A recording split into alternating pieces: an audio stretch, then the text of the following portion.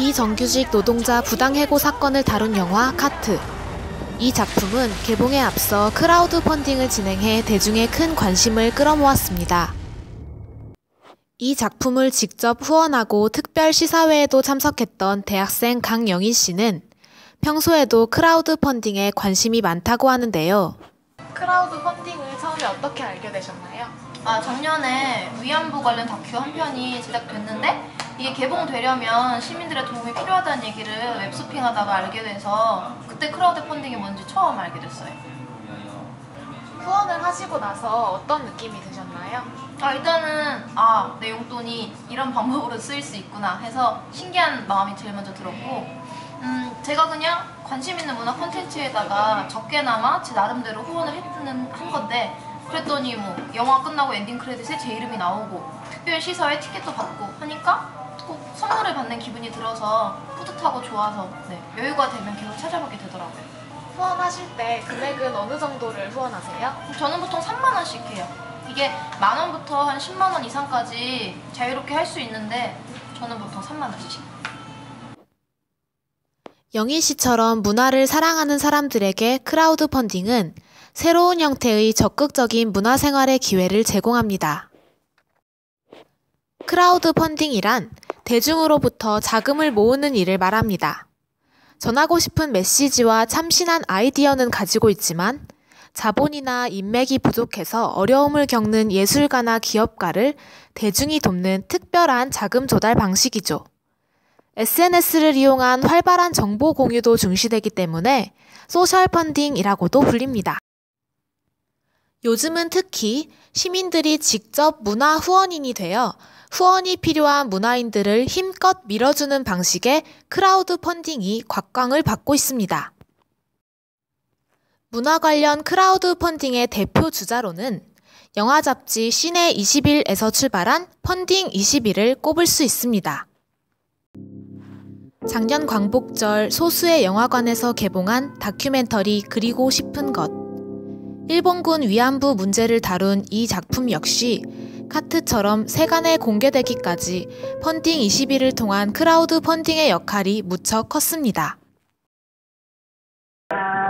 보통 독립영화를 개봉하는 데 있어서 개봉비를 마련하는 게 쉬운 일은 아니에요. 근데 대체로 영화진흥위원회나 이런 쪽에서 개봉 지원을 받거나 아니면 다른 방식으로 해서 소셜 펀딩을 진행을 하는데 그 차원에서 그리고 싶은 것은 펀딩 21이라는 플랫폼을 통해서 소셜 펀딩을 진행을 한 거예요. 그래서 그때 그걸 하게 된 배경에는 이게 그냥 개봉을 할 수 있는 비용을 마련하자라는 차원의 문제에 국한시켜서 그 문제라기보다는 그 플랫폼 자체가 일종의 홍보를 할 수 있는 플랫폼이라고 생각을 한 거예요. 그래서 홍보도 할 겸 이제 개봉 앞두고 있으니까 그리고 개봉에 대한 홍보라고 했을 때도 개봉을 위한 어떤 이 작품이 갖고 있는 의미나 이런 것들을 전달하는 플랫폼으로서 한 차원 활용하고 또 한 차원으로는 그런 홍보를 통해서 같이 뜻있는 사람들이 같이 개봉을 한다라는 차원에서 펀딩 20을 통해서 드리고 싶은 것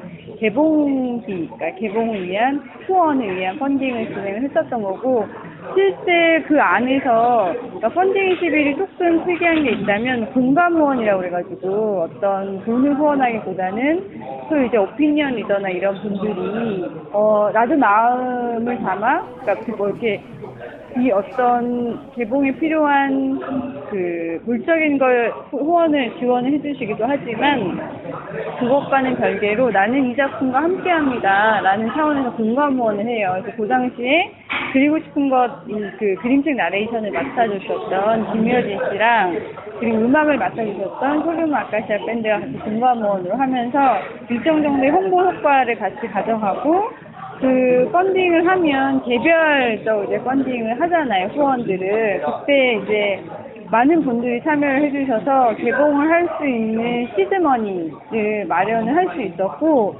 그걸 통해서 홍보와 실제 개봉을 할 수 있는 비용을 마련을 할 수 있었던 거죠. 크고 작은 실질적 후원과 그에 앞서는 관심과 공감의 표현.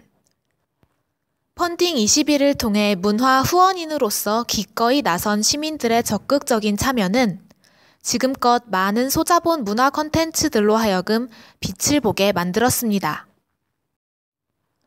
펀딩 21은 문화 후원인과 문화예술인의 징검다리가 되어 문화계를 더욱 풍요롭게 만드는 일에 앞장서고 있습니다. 펀딩 21에서 후원에 참여하는 시민들은 리워드를 통한 즐거움도 느끼는데요. 후원 금액에 따라 다양한 보상이 선물처럼 따라오기 때문입니다. 영화 후원자에게 엔딩 크레딧에 이름을 올릴 기회와 특별 시사회에 참석할 기회가 주어지는 리워드가 가장 대표적입니다. 2013년 출범한 펀딩 21은 이러한 체계 하에 시민들과 문화인들을 이어주려는 취지를 구현하고 있습니다. 저희 사이트는 일단 지난 2013년 6월에 오픈된 이후에 총 48개의 프로젝트가 지금 사이트를 통해서 프로젝트를 진행해 왔고, 현재는 5개 프로젝트가 진행 중인데요.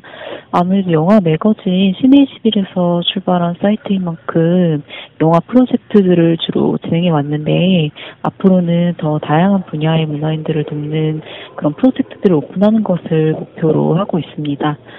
일단 펀딩 21은 목표 금액이 100% 모이지 않아도 개설인들에게 모아진 후원금을 전달하는 키비노 방식을 사용하고 있어서요. 이 때문에 좀 그만큼 프로젝트가 오픈되기까지 좀 까다로운 심사 과정을 거치기는 해야 하는데, 일단 이런 방식을 통해서 보다 후원인이 절실하게 필요한 프로젝트들이 꼭 필요한 도움과 후원인들의 응원을 전달받을 수 있도록 돕는 역할을 하고 있습니다.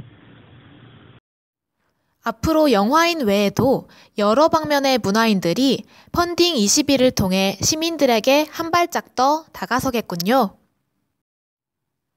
얼마 전 목표 이상의 금액을 후원받으며 펀딩을 마감한 22살의 젊은 예술가 이원익 씨도 그런 문화인 중 한 명입니다. 이킨이라는 이름으로 활동하며 많은 이들의 사랑을 받아온 이원익 씨는 펀딩 21을 통해 첫 개인전을 열 자금을 얻었습니다. 프로젝트 신청을 하시게 된 계기는 무엇이었는지 말씀해 주시겠어요?